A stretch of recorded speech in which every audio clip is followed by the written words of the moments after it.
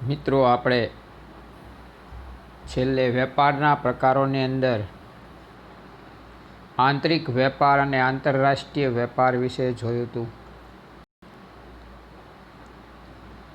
દેશની સરહદની અંદર જુદા જુદા પ્રદેશો વચ્ચે કે વિસ્તાર જે વેપાર કરવામાં આવે તેને આંતરિક વેપાર તરીકે ઓળખવામાં આવે છે. બરાબર, મેં તમને કીધું હતું કે ભાઈ ગુજરાતમાંથી મહારાષ્ટ્રમાં, ગુજરાતમાંથી ઉત્તર પ્રદેશમાં, એમ કોઈપણ રાજ્યમાં આપણે વસ્તુ મોકલીએ કે એ રાજ્યમાંથી વસ્તુ મગાવીએ તો એ વેપાર એ આંતરિક વેપાર છે. ટૂંકમાં જોઈએ તો દેશની સરહદની અંદર તે જે વેપાર કરવામાં આવે એને આંતરિક વેપાર કહેવામાં આવશે. આંતરિક વેપારના આપણે બે પ્રકારો જોયા હતા, જથ્થાબંધ વેપાર અને છૂટક વેપાર.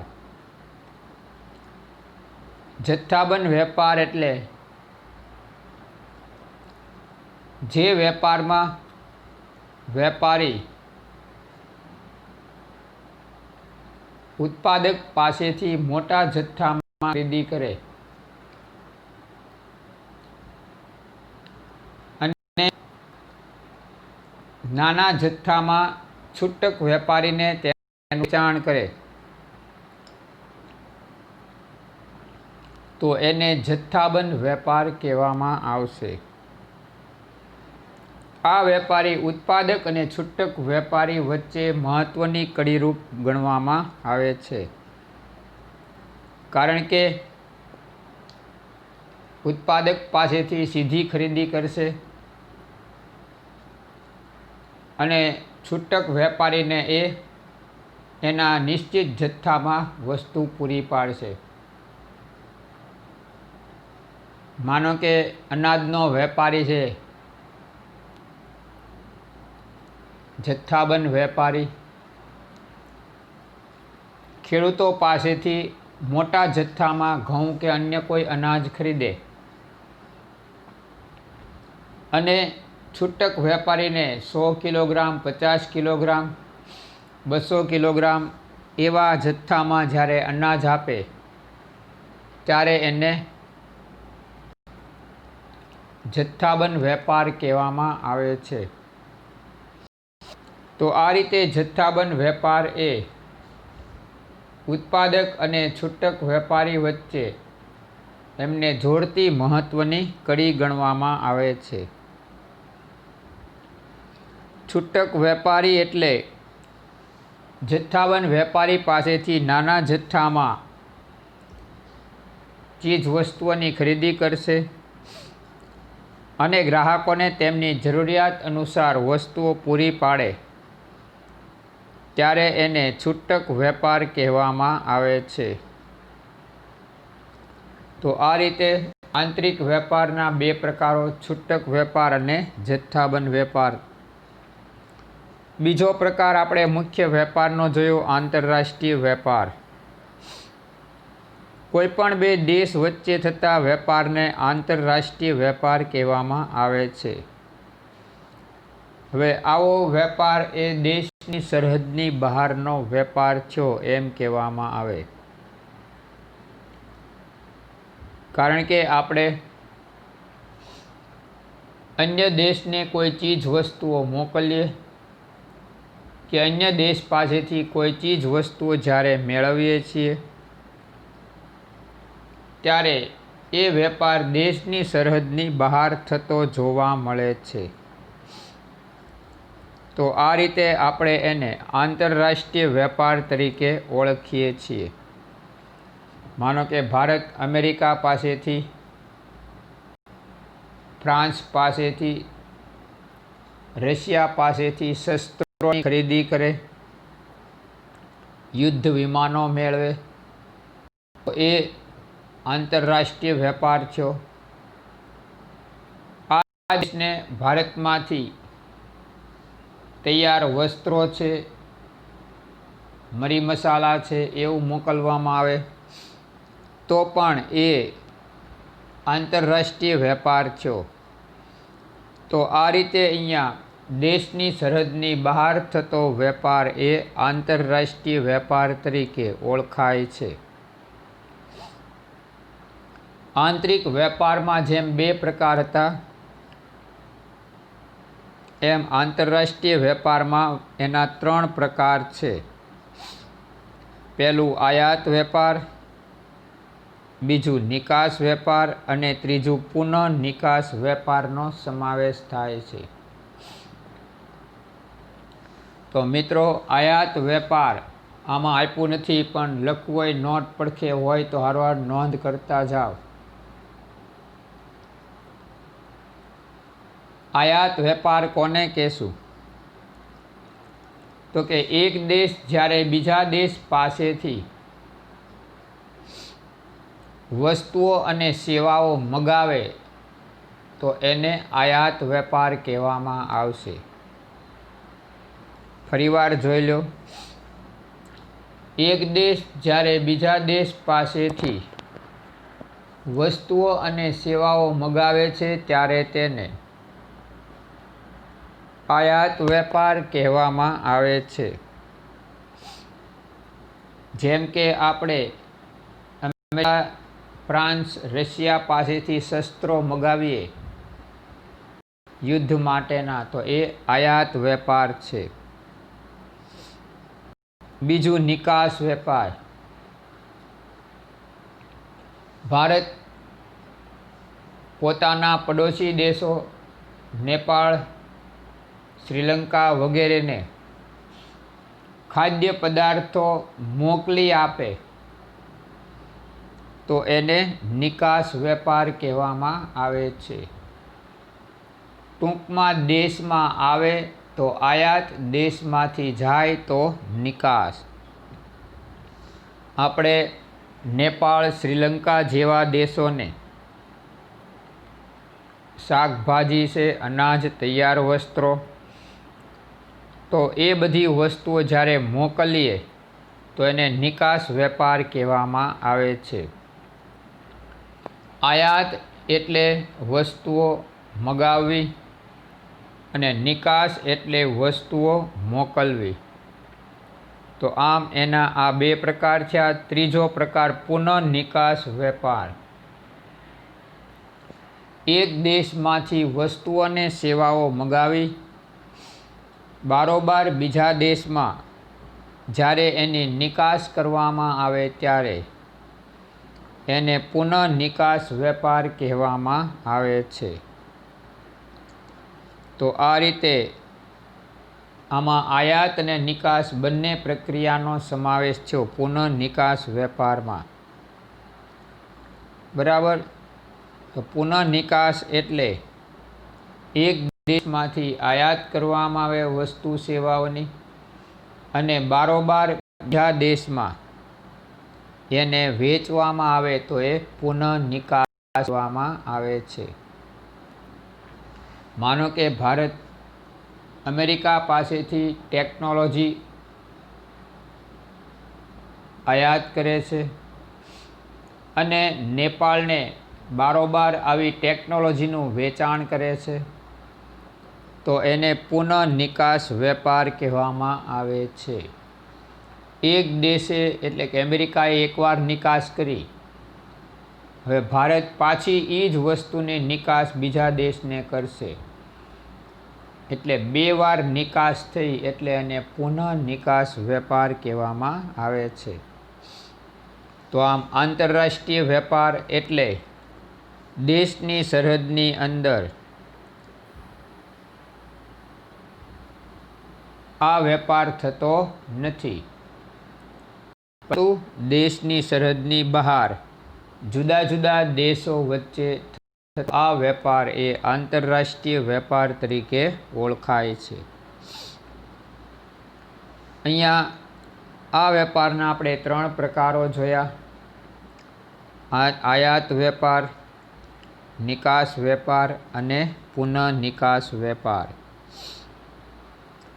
તો આયાત વેપારમાં એક દેશ જ્યારે બીજા દેશ પાસેથી વસ્તુ મગાવે ત્યારે એને આયાત વેપાર કહેવાય। એક દેશ બીજા દેશને જ્યારે વસ્તુઓ મોકલી આપે ત્યારે એને નિકાસ વેપાર કહેવાય. એક દેશમાંથી વસ્તુઓ મંગાવી બારોબાર બીજા દેશમાં એની નિકાસ કરવામાં આવે તો એને પુનઃ નિકાસ વેપાર તરીકે ઓળખવામાં આવે છે. એક દેશની આયાત બીજા દેશની નિકાસ બને એ ધ્યાન રાખવાનું, બરાબર. આપણે અમેરિકા, ફ્રાન્સ, રશિયા જેવા દેશોમાં તૈયાર વસ્ત્રો, અનાજ, ફળ વગેરે વેચીએ, બરાબર. તો એ આપણે નિકાસ કરી, પણ આ દેશોએ એની આયાત કરી છે. એટલે એક દેશની નિકાસ બીજા દેશની આયાત બનતી હોય છે અને એને કારણે તે આયાત નિકાસનો વેપાર થાય છે. એ આંતરરાષ્ટ્રીય વેપાર ગણાય છે. કારણ કે બધા વિશ્વના જુદા જુદા દેશોમાં જુદી જુદી ટેકનોલોજીનો વિકાસ થાય. કુદરતી પરિસ્થિતિ પણ જુદા જુદા દેશોમાં જુદી જુદી હોય. આબોહવા, બરાબર, કુદરતી પરિબળો એ પણ જુદા જુદા હોય છે. તો એને કારણે ત્યાંના ઉત્પાદનમાં અને આપણા ઉત્પાદનમાં તફાવત હોય છે. અમુક વસ્તુઓ ત્યાં થાય તો અહીંયા નથી થતી, અમુક વસ્તુઓ અહીંયા થાય તો એ દેશોમાં ન થતી હોય. તો આવા સમયે એક દેશ બીજા દેશની જરૂરિયાત સંતોષવા માટે આવી વસ્તુઓ એને મોકલી આપે તો એને નિકાસ વેપાર કહેવાય. અને જે દેશ આવી વસ્તુઓ મેળવે તો એને આયાત વેપાર કહેવામાં આવશે. તો આ રીતે આયાત નિકાસનો વેપાર બે દેશો વચ્ચે થાય છે ને બે દેશો વચ્ચે સરહદનો પ્રશ્ન હોય છે. આથી એ સરહદ બહાર થતો વેપાર હોવાથી એને આંતરરાષ્ટ્રીય વેપાર તરીકે ઓળખવામાં આવે છે. આપણને મિત્રો આનો તફાવત એ પૂછશે. તમે લગભગ આગળ શીખી ગયા છો, આમાં 10મીમાં કે એમાં કદાચ જોઈ ગયા છો કે ભાઈ આંતરિક વેપારમાં ભાષાનો પ્રશ્ન નથી, આંતરરાષ્ટ્રીય વેપારમાં ભાષાનો પ્રશ્ન હશે. કારણ કે બે દેશની ભાષા જુદી જુદી હશે, બરાબર. પછી માપતોલ, તો બે દેશમાં માપતોલનું પ્રમાણ જુદું જુદું હશે, બરાબર. ત્યારે આંતરિક વેપારમાં આ પ્રશ્ન ઊભો થતો નથી. નીતિ નિયમો, આંતરિક વેપારમાં એક જ દેશના નીતિ નિયમ હોય એટલે મુશ્કેલી સર્જાય નહીં. આંતરરાષ્ટ્રીય વેપારમાં બે દેશના નીતિ નિયમો અલગ અલગ હોવાથી વેપારમાં મુશ્કેલી સર્જાય. પછી ચલણ, એક જ દેશમાં એક જ પ્રકારનું ચલણ હોવાથી ચૂકવણીની મુશ્કેલી હોતી નથી. જ્યારે આંતરરાષ્ટ્રીય વેપારમાં જુદા જુદા દેશોનું ચલણ જુદું જુદું હોય છે એટલે ચૂકવણીની મુશ્કેલી ઉદ્ભવતી હોય છે. ત્યાર પછી ભાષા, એક જ દેશમાં ભાષાનો પ્રશ્ન ઉદ્ભવતો નથી. જ્યારે જુદા જુદા દેશોમાં જુદી જુદી ભાષાઓ હોવાથી આંતરરાષ્ટ્રીય વેપારમાં ભાષાનો પ્રશ્ન ઉદ્ભવતો હોય છે. પછી જોખમ, એક જ દેશમાં અંતર ઓછું હોવાથી જોખમનું પ્રમાણ કેવું હોય છે? ઓછું. આંતરરાષ્ટ્રીય વેપારમાં બે દેશો વચ્ચે અંતર વધુ હોવાથી જોખમનું પ્રમાણ વધુ જોવા મળે છે. ત્યાર પછી આ બંને દેશોમાં પેકિંગ સામગ્રી, તો પેકિંગનો પ્રશ્ન એક જ દેશમાં ઉદ્ભવતો નથી, સામાન્ય પેકિંગ હાલે. આંતરરાષ્ટ્રીય વેપારની અંદર પેકિંગનો પ્રશ્ન ઉદ્ભવે જો આંતરરાષ્ટ્રીય ધારાધોરણ મુજબ પેકિંગ કરવામાં ન આવ્યું હોય તો એ વસ્તુઓ ત્યાં પહોંચતી નથી, એટલે પરિવહન માટે વ્યવસ્થિત મનાતી નથી. આ રીતે અહીંયા એક જ દેશમાં પેકિંગ સામગ્રીનો પ્રશ્ન હોતો નથી, સામાન્ય પેકિંગ ચાલે. પણ આંતરરાષ્ટ્રીય વેપારમાં પેકિંગનો પ્રશ્ન ઉદ્ભવતો હોય છે. તો આ રીતે આપણને એના તફાવત વિશે પૂછે આંતરિક અને આંતરરાષ્ટ્રીય વેપારના, તો મુદ્દાસર તફાવત લખવાનો. પહેલો અર્થ, પછી ભાષા, પછી તોલમાપ, પછી ચલણ, જોખમ, પેકિંગના પ્રશ્નો, બરાબર, પછી નીતિ નિયમો. તો આ બધી બાબતો એની અંદર એને અસર પહોંચાડતી હોય છે. તો આ રીતે જોઈએ તો પછી પ્રકાર, આમાં અનેક પ્રકારો, આવા જુદા જુદા પ્રકારના મુદ્દાઓ, અને છેલ્લે ઉદાહરણ આપી અને તફાવત 8 થી 9 મુદ્દામાં પૂરો કરવાનો રહેશે. બરાબર. તો પહેલો અર્થ, પછી બીજું ચલણ, ત્રીજો ભાષા, ચોથું નીતિ નિયમ, પછી તોલમાપ, પછી જોખમ, પછી પ્રકાર, બરાબર, પછી અંતર, અને પછી ઉદાહરણ.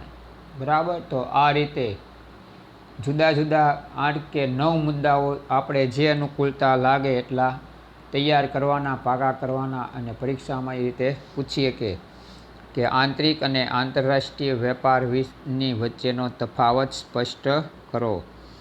તો આપણને આ તફાવત આની ઉપરથી આવડવો જોઈએ. બરાબર. આ વખતે તમને મેં અત્યારે સમજાવ્યું એ રીતે તમે તમારી રીતે તફાવત લખી નાખજો, આવડે એટલો. આવતા લેક્ચરની અંદર ફરીવાર પાછો હું તમને એ તફાવત એકવાર રિપીટ કરાવીશ. જ્યાં તમારી ભૂલ પડતી હોય ત્યાં તમે સુધારી લેજો. નોટ પેન સાથે રાખજો મિત્રો. બરાબર. એટલે તફાવત તમારે એ તૈયાર થઈ જાય. તો આ રીતે આપણે એ 5 માર્કમાં પૂછી શકે કે 3 માર્કમાં પણ પૂછી શકે. એટલે તફાવત એકદમ સહેલો છે. આંતરિક વેપાર અને આંતરરાષ્ટ્રીય વેપાર વિશે તફાવત સમજાવો. સારું. ત્યાર પછી હવે જોઈએ છીએ વાણિજ્ય. વાણિજ્ય એટલે વેપાર અને વેપારને સહાયક સેવાઓ. આવી સેવાઓમાં બેન્કિંગ, વીમો, વાહન વ્યવહાર, સંદેશા વ્યવહાર, વખાર અને આડતિયાની સેવાનો સમાવેશ થાય છે. વેપારને સહાયક સેવાઓને કારણે વેપારની દૃષ્ટિએ વિશ્વ એક બજાર બન્યું છે. હવે જો વાણિજ્યમાં વેપારનો સમાવેશ થઈ જાય છે, આપણને પૂછશે, તો આપણે કહી શકીએ કે ભાઈ વાણિજ્ય એટલે શું? તો કે વેપાર ઉપરાંત વેપારને સહાયક સેવાઓ. જો વેપાર તો છે જ વાણિજ્યમાં, ઉપરાંત એને સહાયક સેવાઓ જેવી કે બેંક, વીમો, વાહન વ્યવહાર, સંદેશા વ્યવહાર, વખાર અને આડતિયાની સેવાઓ. તો વાણિજ્યની સેવાઓ કોને કીધી આપણે? તો બેંક, વીમો, વાહન વ્યવહાર, સંદેશા વ્યવહાર, વખાર, આડતિયાની સેવાઓ એ બધી વાણિજ્યની સેવાઓ છે. બરાબર. આ રીતે વેપાર અને વેપારને સહાયક સેવાઓનો સમૂહ એટલે વાણિજ્ય. આ વાણિજ્ય વિશાળ અર્થ ધરાવે છે અને વેપાર એ મર્યાદિત અર્થ ધરાવે છે. વેપારમાં વાણિજ્યનો સમાવેશ થતો નથી. વાણિજ્યમાં વેપારનો સમાવેશ થઈ જાય છે. બરાબર.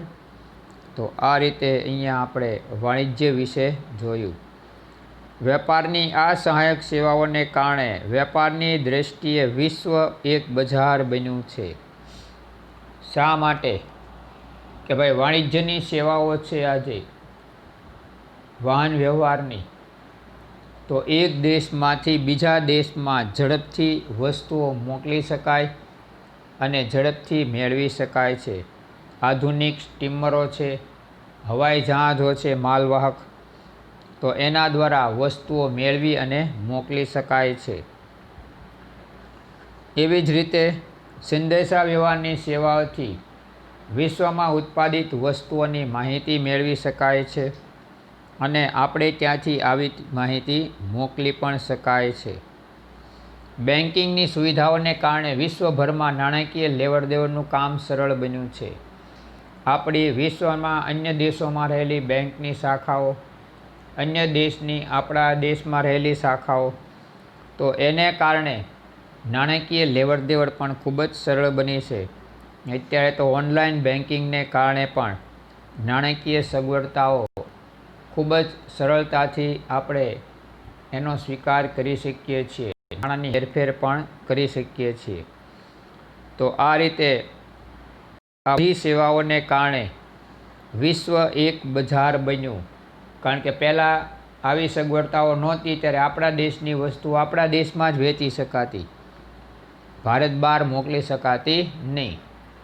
પણ હવે તો આપણા દેશની વસ્તુ અન્ય દેશોમાં જ્યાં માંગ હોય ત્યાં મોકલી શકીએ. બીજા દેશમાં જે ઉત્પાદિત વસ્તુ હોય એ આપણા દેશમાં મેળવી શકીએ. તો એટલા માટે આપણે કહી શકીએ કે વિશ્વ એક બજાર બન્યું છે. દરેક દેશમાં વિશ્વના મોટા ભાગના દેશોની વસ્તુઓ તમને જોવા મળશે. લાક્ષણિકતાઓ. વાણિજ્ય શબ્દમાં વેપારનો સમાવેશ થાય છે. એ તમને હમણાં કીધું કે વાણિજ્ય એ વિશાળ અર્થ ધરાવતો શબ્દ છે, કારણ કે એમાં વેપારનો સમાવેશ થઈ જશે.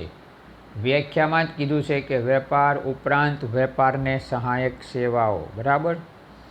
પછી વાણિજ્ય આર્થિક પ્રવૃત્તિ છે, કારણ કે વાણિજ્યની અંદર તમે જુઓ તો નાણાકીય વળતર મેળવવાની અપેક્ષાથી આ પ્રવૃત્તિ થાય છે.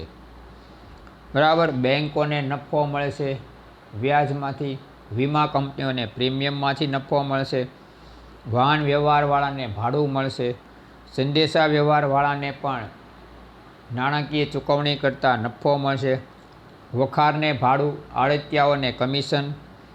તો આમ બધાને આર્થિક વળતર પ્રાપ્ત થાય છે. એટલે વાણિજ્યની પ્રવૃત્તિ એ આર્થિક પ્રવૃત્તિ છે. પછી વેપારને મદદરૂપ થાય તેવી સહાયક સેવાઓનો સમાવેશ થાય છે. તો વેપાર આજે વધારે વિકસિત છે એનું કારણ આધુનિક વાહન વ્યવહારની સગવડો. એક રાજ્યમાંથી બીજા રાજ્યમાં, એક દેશમાંથી બીજા દેશમાં ઝડપથી વસ્તુઓની આપ-લે થાય છે. નાણાકીય વ્યવહારો ઝડપી અને સલામત બન્યા છે. બરાબર. જોખમ સામે વીમા દ્વારા રક્ષણ મળ્યું છે. એટલે વેપારી પ્રવૃત્તિઓનો વેગ વધ્યો છે. પછી વસ્તુના સમય અને સ્થળ ઉપયોગિતામાં વધારો. મોટા પ્રમાણમાં ઉત્પાદન થાય અનાજનું, ફળફળાદીનું, તો એનો સંગ્રહ આપણે કોલ્ડ સ્ટોરેજમાં કરીએ અને ત્યાર પછી જ્યારે એ વસ્તુનું ઉત્પાદન બંધ થાય ત્યારે આપણે વેચીએ ને, તો એ સમય ઉપયોગિતામાં વધારો કહેવામાં આવશે. બરાબર. સફરજન 12 માસ મળે છે પણ અત્યારે સસ્તા મળશે. હવે જેવી સિઝન બંધ થશે એટલે આ લોકોએ કોલ્ડ સ્ટોરેજમાં એનો સ્ટોક કર્યો હોય એમાંથી સફરજન 12 માસ એ લોકો વેચી શકે. તો આ રીતે સમય ઉપયોગિતામાં વધારો થયો. કાશ્મીરમાંથી સફરજન અહીંયા સુધી આવે અને આપણી જરૂરિયાત સંતોષે તો એને સ્થળ ઉપયોગિતામાં વધારો. જંગલમાં રહેલી ઔષધિઓ અને લાકડા છે એ આપણી જરૂરિયાત સંતોષે છે, તો એ સ્થળ ઉપયોગિતામાં વધારો કહી શકાય છે. તો આ વાણિજ્યની સેવાઓ છે એ સ્થળ ઉપયોગિતામાં અને સમય ઉપયોગિતામાં વધારો કરે છે. સહાયક સેવાઓનું સાતત્ય. હવે વાણિજ્યની આ બધી જ સેવાઓ આપણને સતત મળતી રહે છે. વાહન વ્યવહાર સતત ચાલુ હોય છે. બરાબર. બેન્કિંગનું કાર્ય સતત ચાલુ હોય છે. વીમાનું કાર્ય પણ સતત ચાલુ હોય છે. તો એને કારણે આપણને આ સહાયક સેવાઓ સતત પ્રાપ્ત થતી હોય છે. વેપારને સહાયક સેવાઓ યોગ્ય કિંમતે મળી રહે તો ગ્રાહકને વ્યાજબી કિંમતે વસ્તુઓ પૂરી પાડી શકાય છે. હવે વસ્તુ જે મોકલીએ એની કરતાં વાહન વ્યવહાર ખર્ચ વધી જાય તો વસ્તુ મોંઘી બને અને ગ્રાહકને પરવડે નહીં.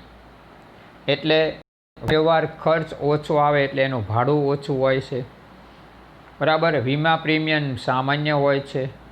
બેંક એ આપણી પાસેથી સામાન્ય દરે કમિશન કે વ્યાજ વસૂલ કરે, તો એને કારણે આપણે વસ્તુઓનું ઉત્પાદન અને વિતરણ એ ગ્રાહકોને અનુકૂળ એવી કિંમતે કરી શકીએ, તો ગ્રાહકોને વ્યાજબી ભાવે વસ્તુઓ અને સેવાઓ મળી શકે છે. તો આમ વેપારને સહાયક સેવાઓ આપણને યોગ્ય કિંમતે પ્રાપ્ત થવી જોઈએ, તો ગ્રાહકોને આપણે વ્યાજબી કિંમતે વસ્તુઓ પૂરી પાડી શકશું. હવે અહીંયા જો વેપાર અને વાણિજ્યનો નાનકડો એવો તફાવત છે. અર્થ: વેપારમાં નાણાંના બદલામાં વસ્તુ કે સેવાનો વિનિમય થાય છે, એ વેપારની વ્યાખ્યામાં આપણે જોઈ ગયા. વાણિજ્યમાં વેપાર ઉપરાંત વેપારને સહાયક સેવાઓનો સમાવેશ થાય છે. વ્યાખ્યા બેયની સહેલી છે, બરાબર. પછી કાર્યક્ષેત્ર. મેં તમને વ્યાખ્યા સમજાવી ત્યારે જ કીધું હતું કે વેપારમાં વાણિજ્યનો સમાવેશ થતો નથી, એટલે એનું કાર્યક્ષેત્ર મર્યાદિત છે. વાણિજ્યનું કાર્યક્ષેત્ર વિશાળ છે, કારણ કે વાણિજ્યમાં વેપારનો સમાવેશ થઈ જાય છે. પછી પક્ષકારો. વેપારમાં બંને પક્ષકારો લગભગ એકબીજાથી પરિચિત હોય છે અને નજીકના સ્થળે હોય છે. આપણા ઘર પાસે ડિપાર્ટમેન્ટલ સ્ટોર હોય, ગુજરાતમાં ને ગુજરાતમાં વેપારી હોય, ગુજરાત બહાર હોય તો વારંવાર એકબીજાને મળતા હોય, બરાબર. તો આમ દેશમાં જ ત્યાં વેપાર થાય છે, એટલે બંને પક્ષકારો એકબીજાથી લગભગ પરિચિત હશે, બરાબર. વાણિજ્યમાં બંને પક્ષકારો દૂરના સ્થળે અને અપરિચિત હોઈ શકે, છતાં સહાયક સેવાઓ મેળવી શકે છે. હવે ટ્રકવાળા છે એ ક્યાંય ને ક્યાંય ફરતા હોય, આપણે ઓળખતા પણ ન હોય, બરાબર. બેન્કિંગ સેવાઓ છે એ ભાવનગરમાં આપણે મેળવવી હોય તો મળી જાય. ગુજરાત બહારની બેન્કિંગ સેવા મેળવવી હોય, ત્યાંની શાખાનો સંપર્ક કરવો હોય તો એ આપણેથી ઘણા દૂર પડી જાય છે, બરાબર. તો આ રીતે સહાયક સેવાઓમાં બંને પક્ષકારો દૂરના સ્થળે અને અપરિચિત પણ હોઈ શકે છે, છતાં સહાયક સેવાઓ એટલે બેન્કિંગ સેવા, વાહન વ્યવહારની સેવા આપણે મેળવી શકશું. તો આ રીતે વેપાર અને વાણિજ્યનો તફાવત આપણને અહીંયા દર્શાવ્યો છે. માત્ર 3 મુદ્દા છે મિત્રો, અને પાકો થઈ જાય એવો છે, બરાબર. હવે જોઈએ ઉદ્યોગ. માનવ જરૂરિયાતો સંતોષવા માટે કાચા માલ ઉપર વિવિધ પ્રક્રિયાઓ દ્વારા ઉત્પાદન કરી તુષ્ટિગુણ ઉમેરવાની પ્રક્રિયા એટલે ઉદ્યોગ. હવે ઉદ્યોગ એ હંમેશા માનવ જરૂરિયાત સંતોષવા માટે જ થાય છે. કાચા માલ એટલે કે કુદરતી જે કાંઈ સાધનો મળે, સંસાધનો મળે, એની ઉપર વિવિધ પ્રક્રિયા યંત્રો અને માનવશ્રમ વડે થાય છે, અને એ જે ઉત્પાદન કરી તુષ્ટિગુણ ઉમેરવાની પ્રક્રિયા એટલે તુષ્ટિગુણ એટલે સંતોષ, આપણો સંતોષ વધારવાની પ્રક્રિયા એટલે ઉદ્યોગ. જંગલમાંથી સાગનું, શીશમના લાકડા લાવવામાં આવે અને એનું ફર્નિચર બનાવવામાં આવે, બરાબર. તો એ આપણી જરૂરિયાત સંતોષી, આપણા તુષ્ટિગુણમાં વધારો થયો. તો આ કામ કરનાર ફર્નિચર ઉદ્યોગ એ ઉદ્યોગ છે, કારણ કે એ ફર્નિચરનું ઉત્પાદન કરે છે. કાપડની મિલો એ રૂમાંથી સૂતર બનાવવામાંથી જુદા જુદા પ્રકારનું કાપડ બનાવી અને આપણી કાપડની જરૂરિયાત સંતોષે છે, બરાબર. એટલે એને કાપડ ઉદ્યોગ કહેવામાં આવે છે. એવા જ તે ખાંડ ઉદ્યોગ, લોખંડ પોલાદ ઉદ્યોગ છે, બરાબર. કિંમતી ધાતુઓના ઉદ્યોગ છે. તો આ બધા ઉદ્યોગો એ કુદરતી સાધન સંપત્તિ પર માનવશ્રમ અને યંત્રો વડે શું કરે? યોગ્ય પ્રક્રિયા કરશે અને આપણી જરૂરિયાત સંતોષવાના પ્રયત્નો કરશે, એટલે કે તુષ્ટિગુણમાં ઉમેરો કરશે, આપણને વધુ સંતોષ મળે એવા પ્રયત્નો કરશે. તો એને આપણે ઉદ્યોગ તરીકે ઓળખીએ છીએ. ઉદ્યોગના લક્ષણોમાં ઉત્પાદન, આર્થિક પ્રવૃત્તિ, કાચા માલના સ્વરૂપમાં ફેરફાર, વિવિધ વસ્તુઓનું ઉત્પાદન, તુષ્ટિગુણનો ઉમેરો, આ ઉપરાંત માનવશ્રમ, કુદરતી સંપત્તિ અને યાંત્રિક સાધનોનો ઉપયોગ વગેરેનો સમાવેશ થાય છે. તો આમ ઉદ્યોગો આટલા લક્ષણો ધરાવે છે, બરાબર. દરેક લક્ષણ વિશે આપણે સમજવું પડે, કારણ કે એના લક્ષણો પૂછે તો એક એક 2 વાક્યમાં પણ આપણે લખી શકીએ. તો આમ ઉદ્યોગોના આવા જુદા જુદા લક્ષણોને કારણે એ આજે ઉત્પાદન જગત તરીકે ઓળખાય છે. તો આમ ઉદ્યોગોના લક્ષણો હવે પછીના પીરિયડમાં આપણે સમજીશું.